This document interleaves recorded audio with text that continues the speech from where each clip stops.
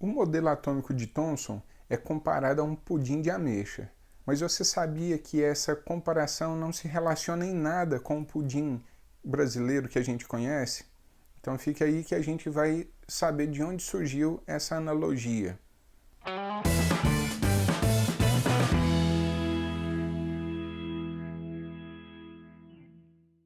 Fala, estudante, tudo tranquilo com você?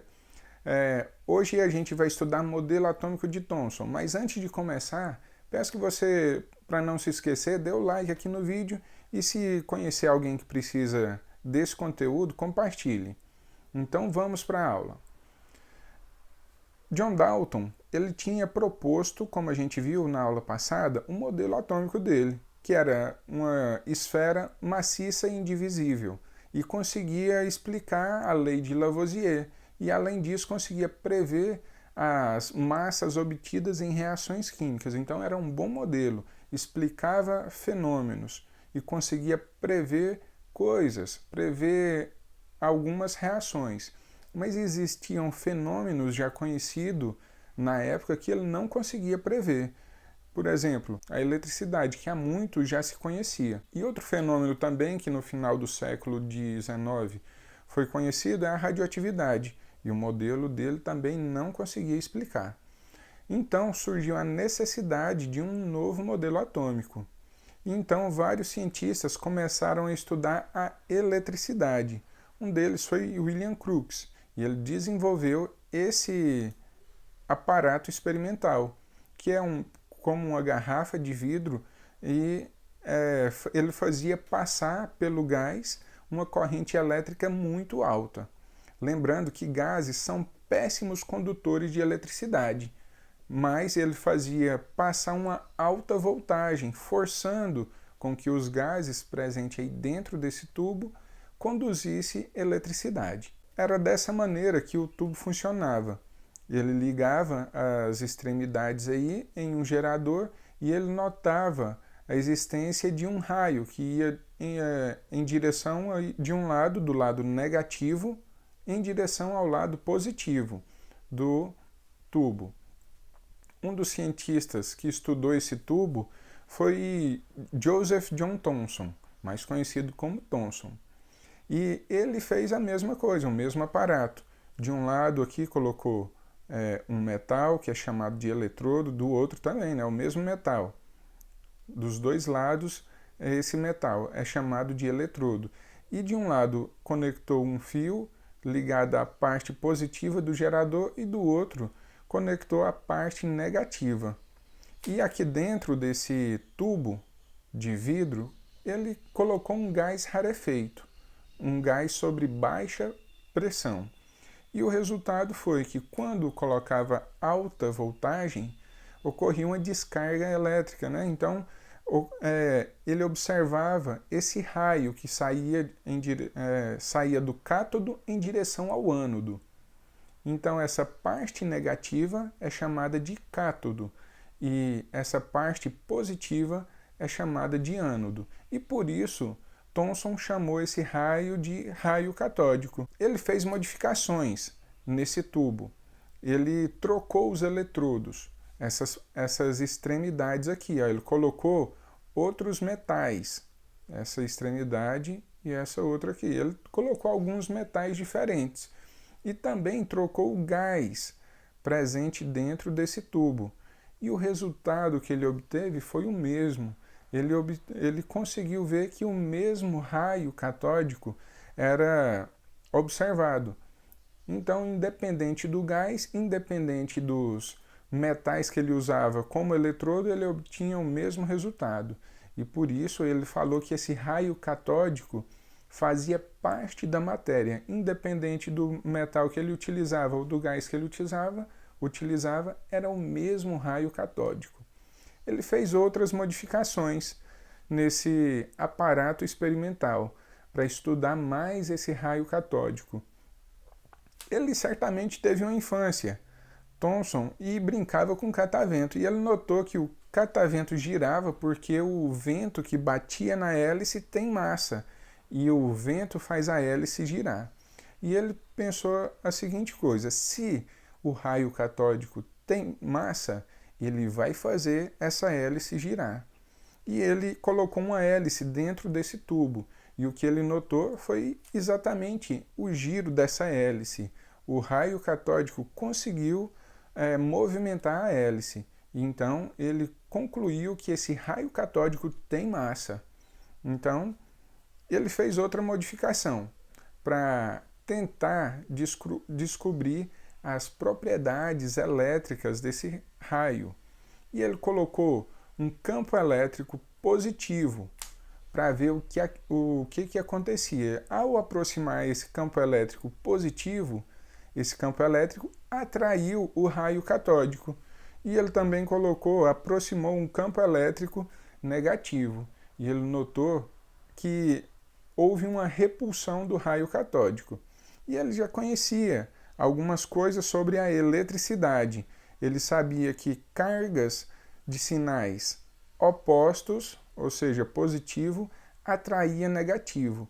E cargas de sinais iguais, como positivo, positivo, ou negativo com negativo, se repeliam.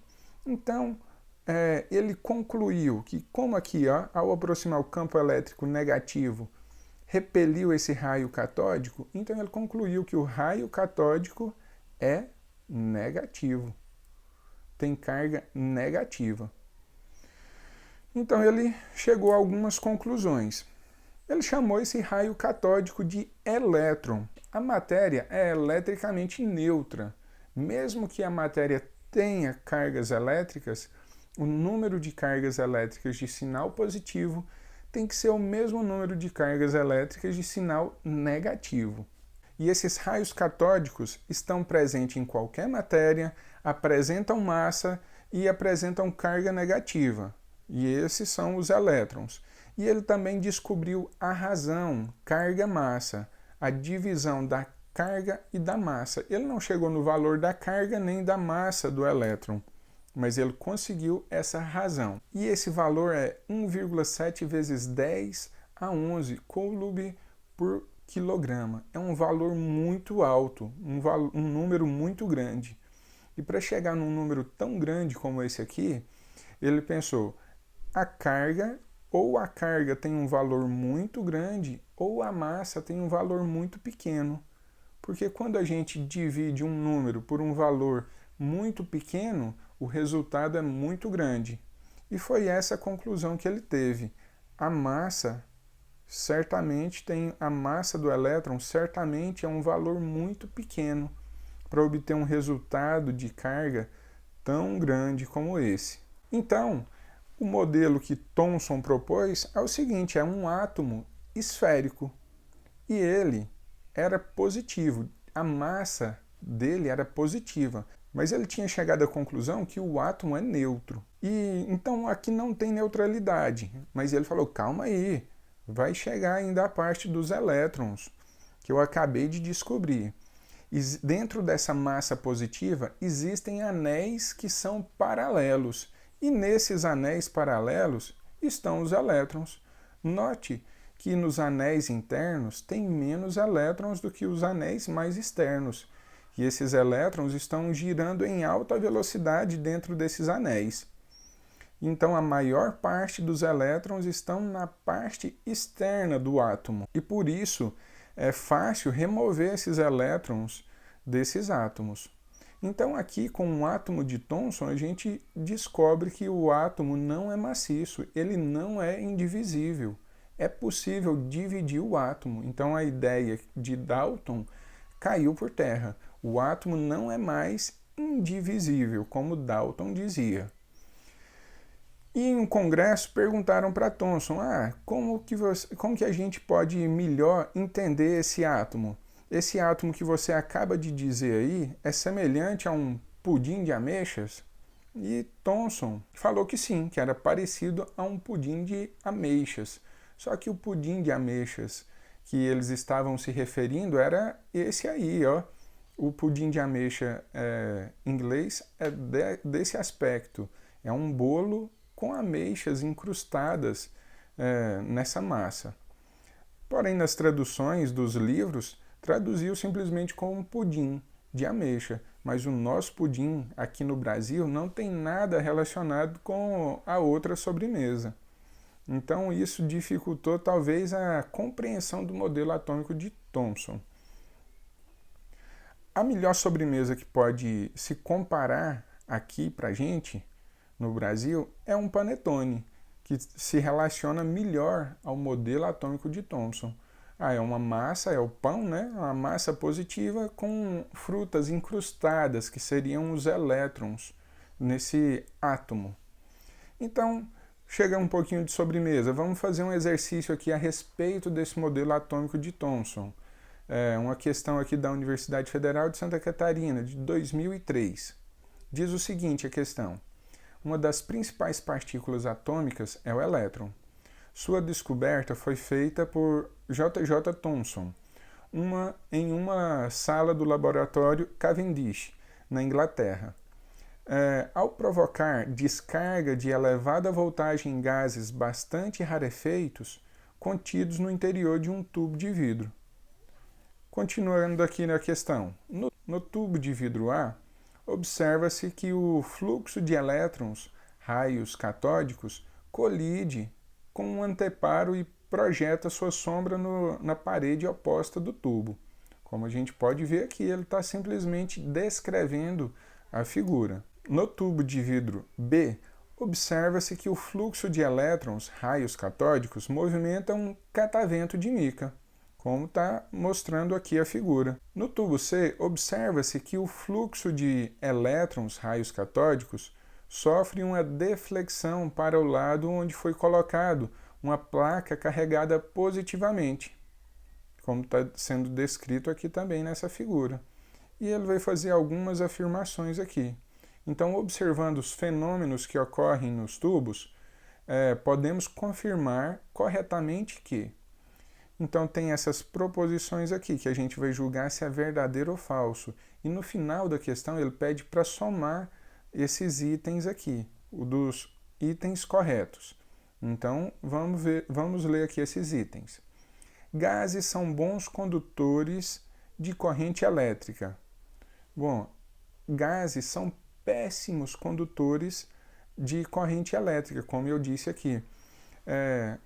Por exemplo, se gases fossem bons condutores de corrente elétrica, eu e você, estaríamos levando um choque agora, nesse instante, porque aqui do meu lado tem uma tomada, e entre eu e a tomada existe gases.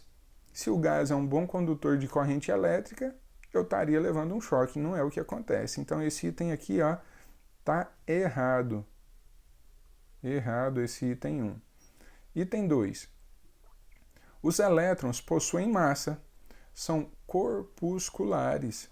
Esse item aqui está correto, por isso que o raio catódico conseguiu girar, né, o catavento.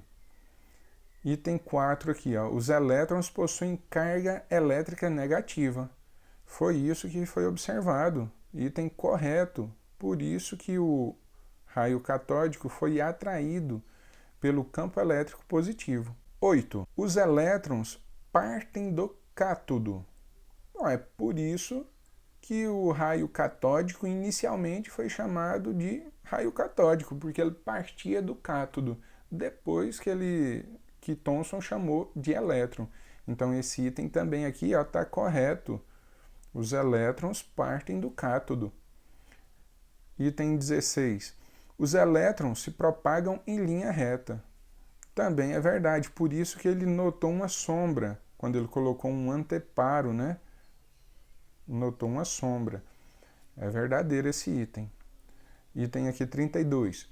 O catavento entrou em rotação devido ao impacto dos elétrons na sua superfície. É verdade também. Quando os elétrons impactam a hélice, ocorre um movimento, essa transferência de movimento, né, dos elétrons para a hélice, e provoca um movimento aqui da hélice. Também item está correto. Então, nessa questão, o que o examinador queria era a soma dos itens corretos. Então, vamos lá fazer essa soma. 32 mais 8 dá 40, mais esse 16 aqui, ó, 56, mais 4, 60, mais 2, 62. Então, nessa organização aqui dos itens, a resposta que deveria ser marcada no gabarito é 62. Então, pessoal, ficamos por aqui. Esse foi o modelo atômico de Thomson e o motivo da analogia ter se passado de forma errada aqui no Brasil. O pudim de ameixa aqui no Brasil é diferente do pudim de ameixa lá na Inglaterra. Então, muito obrigado pela sua atenção e até a próxima aula.